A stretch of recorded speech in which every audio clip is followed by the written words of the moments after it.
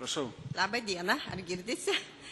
Visų pirma, norėčiau padėkoti už suteiktą žodį ir tikrai nežinojau, kad mane kviečia komitetai. Būčiau tikrai atėjusi. Socialinių inovacijų fondas dirba Kaune nuo 1994 metų. Yra labdaros fondas nacionaliniam lygmenyje užregistruotas numeriu 19. Taigi jau mes, darant tą fondą, buvom labai iniciatyvūs, inovatyvūs Lietuvoje. Per 20 gyvenimų... Aušrys Kriščiūnas, prašau. Aušrys Kriščiūnas, Lietuva jauna. Aš noriu pradžiai pasakyti, kad norint vadovauti fondui, pradžiai reikia išmokti lietuvių kalbą. Nes žodis ne Kaunas, o žodis yra Kaunas. Tai čia mano yra pastebėjimas. Aš dar kartą pakartosiu klausimą, kas fondų yra finansuotojai. Aš neklausiu, kada jis įkurtas, kiek veikia, kiek žmonių dirba. Kas yra kas? Kas finansuoja fondą? Europos Sąjungos Кто финансирует фонд? Europos Sąjungos fondai finansuoja fondą. Tai įvardinkit, prašom, konkrečiai, kurie fondai finansuoja. Gerai. Europos Sąjungos visos gyvenimas lifelong learning projektai. Angliškai suprantate? Gerai, tai aš gal tada į anglų kalbą perėsiu. Sure, you can speak English, of course. It will be better for Czy me, mogę yeah. rozmawiać po polsku? O, esam ten, kur legalu vartot. Pabandom? Remigijau, tau dar laikas auginti vaikus, statyti namus, o mes galbūt, jeigu jau yra kokių tai sveikatos problemėlių, galėsim ir užtraukti. Pasakykit, dėl Seimo narių atlyginimų, jūsų vertinimu nuo naujų metų reikia juos didinti ar nereikia, nes čia buvo irgi visokių pasiūlymų, galbūt dar atidėti? Kiek žinau, pertraukos metu Teisėtvarkos komitetas susirinkęs spręs, ar reiškia, tai atitinka konstituciją, taip pasakysiu paprastai. Miela Lietuva, aš taip nemoku, bet Marius padarys geriau, bet aš tik pradėsiu. L ir plus J yra Lie. V plus A, U yra U. V plus A yra V. Mariau, pakartok tu. Lietuva šiandien perskirsto 29,5% BVP. Paklauskim Martino, paklauskim Polo, kokią dalį jų šalyse perskirsto. Ką tai reiškia? Jeigu mes perskirstom taip mažai, vidurkis ES virš 40%. Ką tai reiškia? Tai reiškia, kad nukenčia sveikatos apsauga, nukenčia švietimas, nukenčia socialinė apsauga. 1% papildomų mokesčių, kuriuos mes turėtume išskaičiuoti iš turtingesnių, iš didesnės pajamas gaunančių žmonių, nestabdant ekonomikos augimo. 1% tai yra virš milijardų litų šiandien. Tai leistų išspręsti mums labai daug problemų. Tai aš trumpai tiek. Mes Kęstutį ir baigsime jau tuo laiku. Bronislavas Matelis negirdėjau. Aš prieš šį siūlymą. Audrius Petrošius.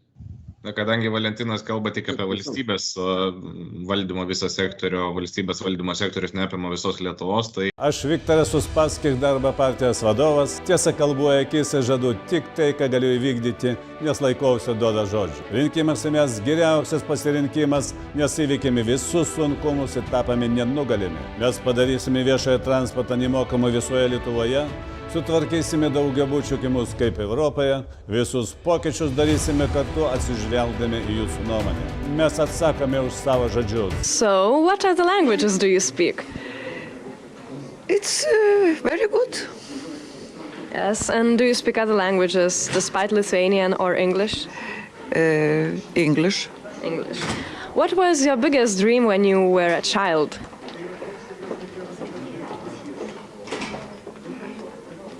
I don't know. Did you want to be a politician? No. No? No. So why did you decide to be a politician? No, I don't say about politicians, but it's about life or music, but no politician. Oh, really? Yes. And what other hobbies do you have now? Now, books. Reading books? Yes. What kind of books do you like? Today I read about a little boy and little girl. It is pasaka, Fairy tale. fairy tale.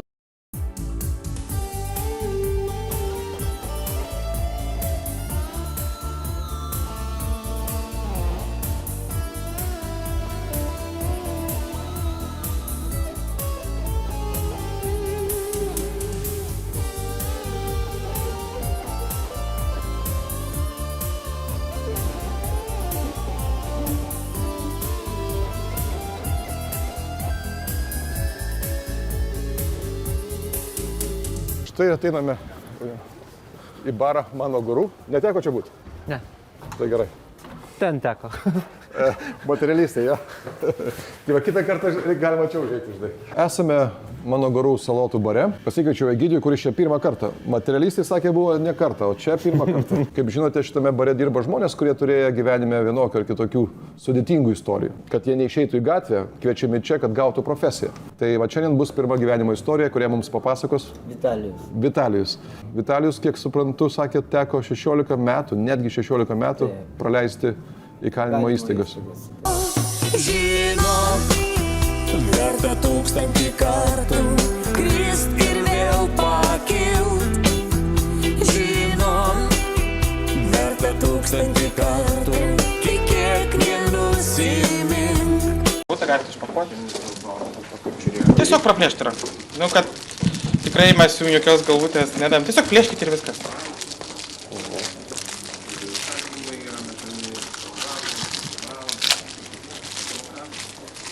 Drąsiau. Teko kada tikrintis alkotesterių? Praktiškai nelabai. Dabar galite vėl pūsti. Ilgiau. Pūskit. Laukti. Gerai, užteko, viskas gerai. Nu, ir ką čia rodo?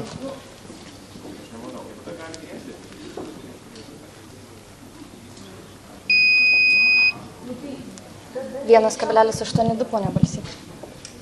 Merų pernai vyko pirmoji šventė, kur tikrai jaunimas visą Lietuvą pamatė, kad Kaunas yra Kaunas.